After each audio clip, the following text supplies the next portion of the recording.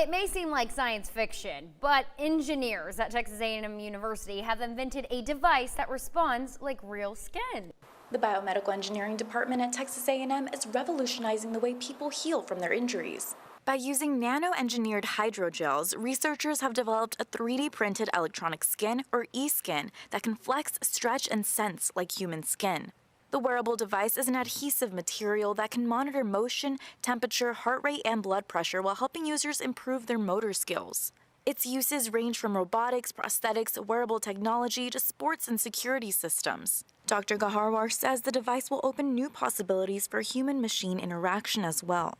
So we can use it for electronic tattoos as well to control the motion of opening a door or starting a car and other things. So this particular material is will enable human-machine interface to be much more effective and much more streamlined.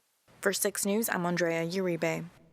Very interesting. Thank you so much, Andrea. Since the device is not an implant, the team hopes to get it on the market as soon as possible. For more information about this interesting device, head over to kcntv.com.